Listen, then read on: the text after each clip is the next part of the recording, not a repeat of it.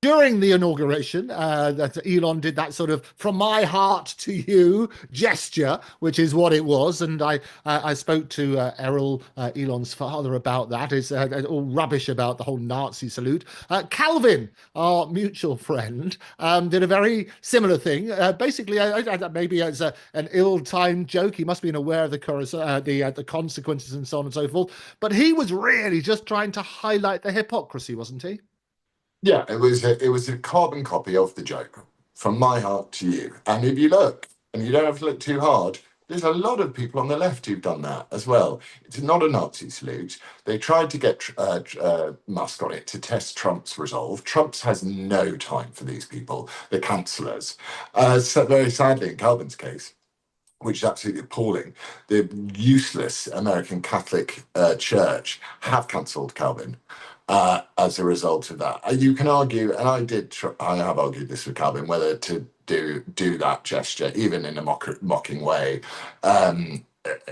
is provocative when you're wearing your priestly vestments. I mean, I think you can make an argument for that, but at the end of the day, it's so patently obviously a joke, and it just goes to show how out of touch the church are, because the church should be the moral backbone of any society. And so far the church is across the West is supine and is appeasing ever growing ideologies that take themselves much more seriously. So it's trying to be inclusive of things which are actually pretty demonic, like the mutilation of children, and the celebration of the trans cult, because it's a cult. It's a religion in itself, child mutilation, and it's a sign of a degeneracy in society which we should all find it very, very worrying. So for them to cancel Calvin, I've got some news coming with Calvin which I can't tell you today, but I will tell you next time we speak.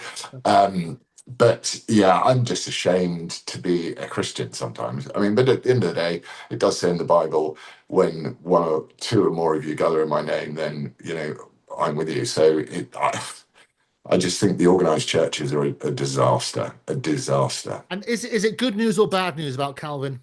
Good news. Okay, well, I look forward to the good news. But you're right, and as Calvin said in his own tweets, he said it highlighted the particular event he was at, a pro-life event, and it was P.T. Barnum said, if you want to draw a crowd, start a fight. I mean, it was clearly meant as a joke. He was saying that he wasn't supporting the Nazi side. He was clearly trying to highlight the nonsense that was there. But it did make a lot of people think about that particular event, didn't it?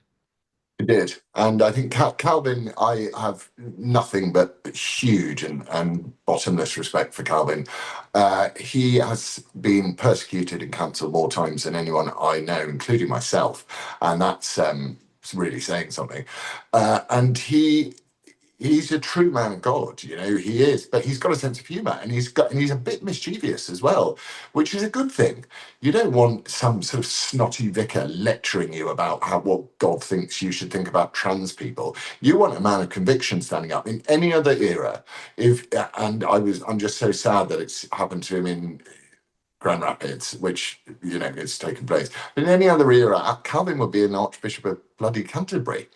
You Well, know, no, and he certainly speaks to a lot of people in a way that people can relate to, which has got to be good. How's Calvin in himself now? I mean, it's obviously very depressing having this sort of side. How is he in himself?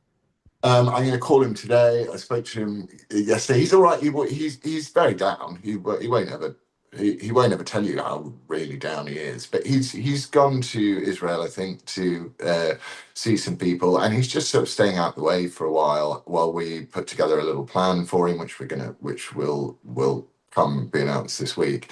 And he just has to see it as all Christians have to see these things as that's it. This is part of his journey. And he is a man of a lot of faith, so he will be able to see this is part of his journey, and it will be for the best in the end. And I am,